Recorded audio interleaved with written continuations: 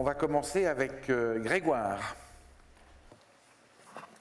sur une thématique qui est accepter la complexité dans les politiques publiques. Voilà. Pourquoi les politiques publiques, c'est complexe déjà?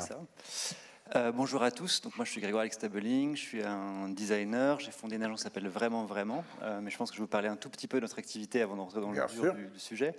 Nous on est une agence de design, mais on ne met pas le design au centre de notre activité. Bon, il n'y a pas très longtemps, j'ai lu un texte de Pierre Damahuic qui m'a pas mal inspiré, qui disait que le design était second sur les questions de territoire, et pour nous c'est le cas aussi. En fait, notre travail est de voir comment le design peut être utile à l'action publique, mais le vrai sujet de travail, ça va être notre sujet de travail, ça va être le service public, ça va être le quartier, le territoire, le lien social, et de voir comment est-ce que nous on peut œuvrer, ou en tout cas aider à développer un meilleur service public, plus de liens sociaux, etc. Pour ça, on est une agence pluridisciplinaire parce qu'on travaille sur des sujets qui sont compliqués ou complexes, je ne sais plus du coup, mais donc avec des gens qui sont issus de tout type de formation de design. On a des graphistes, on a des designers produits, on a des designers UX et des architectes, des urbanistes, et également des gens qui sont issus des sciences politiques, ce qui nous permet d'aborder le sujet complexe de manière assez la plus large possible. Je sais comment on passe les images. Voilà, je vous ai mis. Je viens en tant que représentant de ce collectif. Je pense que seul, je ne ferai pas grand-chose. Voilà, je travaille avec tous ces gens-là.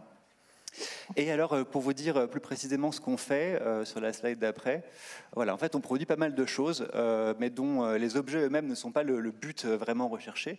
Donc, on produit des lieux. L'idée là de cet espace, c'est de recréer des espaces de discussion, notamment autour de la citoyenneté. Sur le premier image, vous voyez des bancs, et on a organisé un festival qui permettait de faire du lien entre les habitants de Bruxelles et les gens de la bubble, les gens de l'Union européenne qui ne se rencontrent pas. Donc comment est-ce qu'on crée des lieux aussi où on discute de la citoyenneté, des objets qui sont alors relationnels ou tactiques, qui ont pour objectif de faire changer les pratiques. Là, on a un ancien parking devant un canal qu'on rend à ses habitants, et l'idée est de promouvoir l'usage du vélo, et donc on outille des associations qui du coup peuvent occuper l'espace public et aider les gens à réparer leur vélo. On produit des services, des services publics. On les aide à travailler sur le fait de le rendre plus accessible. Je ne sais pas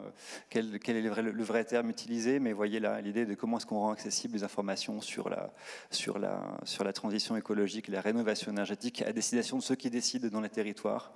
On produit des espaces. Vous avez un prototype là. Pour nous, le prototype est très important, d'espaces de consultation. Alors, pour l'idée de dessiner un espace où il y a la relation, en tout cas la discussion entre le patient et le médecin est plus efficace. On produit des récits, notamment beaucoup sur l'avenir de l'administration, comment est-ce que l'administration va se transformer pour faire face aux crises de demain, notamment crise climatique, et des pratiques. Là, vous avez un travail qu'on a mené sur le projet d'administration de la ville de Marseille, l'idée étant de dire comment est-ce qu'on rend aux agents publics des moyens d'agir, comment est-ce qu'on leur donne, on croit qu'ils ont une forte expertise dans l'administration, comment est-ce qu'on écrit un projet d'administration qui leur donne les capacités de prendre eux-mêmes, de trouver eux-mêmes leurs solutions, de dessiner les réponses problématiques qu'ils rencontrent.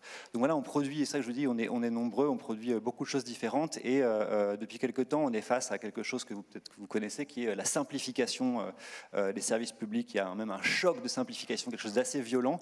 Et en fait, je ne suis pas sûr... du coup, ça m'a posé pas mal de questions.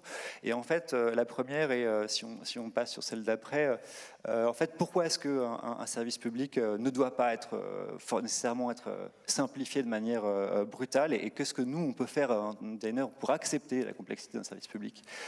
Déjà, la première, c'est qu'il y a une notion d'universalité. C'est-à-dire que contrairement à quelqu'un qui paye et qui, du coup, qu'on sait cibler, on s'adresse à tout le monde. Mais quand on dit tout le monde, c'est vraiment tout le monde. En fait, personne ne doit être laissé sur le côté de la route. Sinon, on voit beaucoup de gens qui sont en éloignement en ce moment politique publique, et on voit les conséquences que ça a, même sur la politique. Donc voilà, comment est-ce qu'on dessine quelque chose qui est vraiment inclusif et qui permet à tout le monde de l'utiliser et de travailler, enfin, de bénéficier. Une vraie symétrie d'attention. Alors, pour le coup, on fait très attention aux designers, usagers, centrés usagers. J'étais très content d'entendre ça parce que, en fait, c'est comme ça qu'on fabrique aussi du mal-être chez les. Nous, on travaille avec des agents publics, mais c'est comme ça qu'on fabrique du mal-être. C'est-à-dire que si on vise la satisfaction des usagers, en fait, on oublie l'agent public qui, lui, va inscrire la politique publique. Et c'est vraiment important, si on veut faire quelque chose qui dure, de travailler à la fois pour celui qui est devant, mais derrière le guichet, pour celui qui bénéficie, celui qui instruit. Et nous, on croit très fort qu'à la fois du côté des citoyens ou usagers, voilà, il y a une forte expertise de leur situation, chez les agents publics aussi. Donc on travaille avec les deux côtés pour essayer de construire des solutions qui soient pérennes et efficaces. Et enfin, en fait, là c'est très important, on travaille dans un système qui est compliqué, qui est complexe et compliqué, qui est l'administration française. C'est-à-dire pour comprendre, réussir à faire atterrir quelque chose, voilà, ça demande d'avoir compris les gouvernances, qui fait quoi, quels sont les vecteurs qu'on peut utiliser.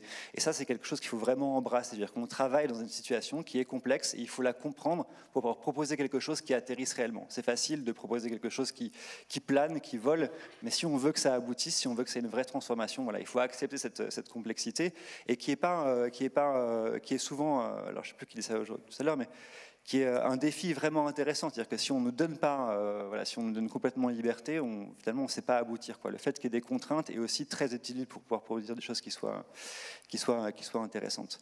Donc ça, c'est les trois complexités qu'on essaie de maintenir et de développer, parler réellement à tout le monde, inclure les gens, quel que soit leur point de vue dans la conception, et jouer avec un écosystème qui peut être compliqué. Je vous donne un petit exemple sur un projet. Alors, c'est un projet qu'on a fait il y a quelques temps pour le ministère de la Santé. L'idée, en fait, on nous a posé une question. C'était assez intéressant parce que le brief était sous forme de questions. Les questions étaient: est-ce que c'est intéressant ou pas d'offrir, sous le modèle scandinave, une boîte pour les jeunes parents à la naissance des enfants? Et nous, on a répondu, la première réponse qu'on a donnée, c'est oui, si ça vient outiller la relation entre parents, enfants et corps médical. Et du coup, tout notre travail est de dire, en fait, comment est-ce qu'on produit quelque chose qui va en fait aider à cette meilleure compréhension, cette meilleure relation, et de faire pour le secteur médical un meilleur boulot, pour les parents de se sentir mieux accompagnés, et pour les enfants de bénéficier des meilleurs soins et le meilleur accueil possible. Et en fait, on a pris tout le projet autour de cet angle-là, et évidemment, comme à chaque fois, notre premier travail est d'aller sur le terrain. Donc on a enchaîné les entretiens avec des pédopsychiatres, des pédiatres, des chefs de service, des sages-femmes, des gens qui sont dans des associations d'aide de familles précaires. Et l'idée est petit à petit de trouver la bonne forme, les bons objets dans la bonne forme qui permet d'outiller cette relation-là. Ensuite, et là, pour nous, c'est ce que je vous disais tout à l'heure, c'est vraiment important d'aller jusqu'au bout. C'est-à-dire qu'on ne va pas s'intéresser uniquement à l'objet en tant que tel, mais comment il est déployé, qui va le distribuer, à quel moment. Il faut comprendre toute la chaîne. C'est quoi le parcours de soins et à quel moment on distribue les bonnes informations et cet objet est donné pour être le plus utile possible. Et ensuite, il faut comprendre aussi en fait, comment travaillent les gens qui vont le distribuer pour pouvoir leur donner les bonnes informations pour qu'ils puissent le distribuer de la bonne manière. Et en fait, c'est au prix de comprendre tous ces éléments-là, toutes ces complexités-là, qu'on arrive à produire quelque chose qui fonctionne et qui ne fonctionne pas, et en fait qui atteint son objectif. Donc on est assez, pour qu'au final ce soit accessible ou simple pour l'usager, en tout cas que ça aide réellement, en fait il faut embrasser quelque chose qui est souvent mal vu, et sur lequel c'est la course à chaque élection, réduction du nombre de fonctionnaires. Évidemment, ce n'est pas dans notre culture, mais pas dans ce qu'on défend, mais voilà, on veut toujours rendre plus simple, mais la question est en fait plus simple pour qui, et on voit aujourd'hui que c'est plus simple pour les gens qui décident, ce n'est pas forcément pour les gens ni qui instruisent ni qui bénéficient. Et enfin,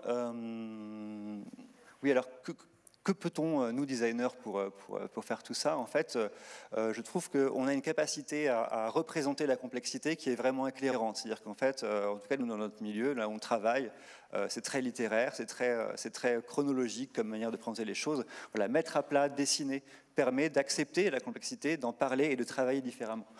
Je vous disais, s'intéresser à la mise en œuvre pour limiter les impasses de la stratégie. Peut-être certains d'entre vous ont regardé le dernier cache investigation sur le cabinet McKinsey. C'était assez intéressant en fait, et on voit que c'est des gens qui sont spécialisés dans la stratégie, mais qui ne s'intéressent pas à comment ça atterrit. Et je vous disais, nous, on travaille vraiment là-dessus. En fait, comment ça va exister pour de vrai, techniquement, c'est quoi les matériaux, c'est quoi, voilà. Et ça, pour nous, faire cet aller-retour entre atterrissage, terrain, concrétisation et stratégie est très, très puissant, et c'est quelque chose que nous, designers, on sait bien faire. Et enfin, voilà, ce qu'on disait sur le prototype, travailler la forme assez rapidement, prototyper, en fait, permet de faire converger des gens qui ne sont pas d'accord au début, et même faire le prototype lui-même fait changer les pratiques. Ça a été dit par Rudy Bord tout à l'heure, mais on y croit vraiment, mettre quelque chose dans la pièce. En fait, à nouveau, l'objectif n'est pas uniquement l'objet tel quel, mais ce qu'on arrive à provoquer comme, voilà, comme changement de posture, notamment, qui permettent de dépasser des blocages, parfois managériaux, parfois culturels. Enfin, voilà.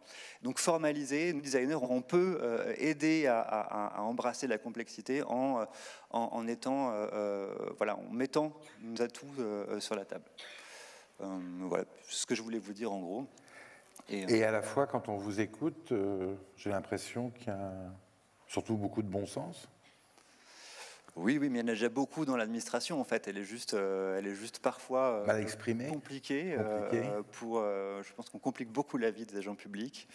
Et c'est quelque chose que vous sentez qu'il y a encore ou qui progresse un peu, qui évolue dans le bon sens ou à pas. nouveau, je pense que le choc de simplification dont on parle complique extrêmement la vie des agents publics. Oui. Parce qu'on leur a imposé tout d'un coup.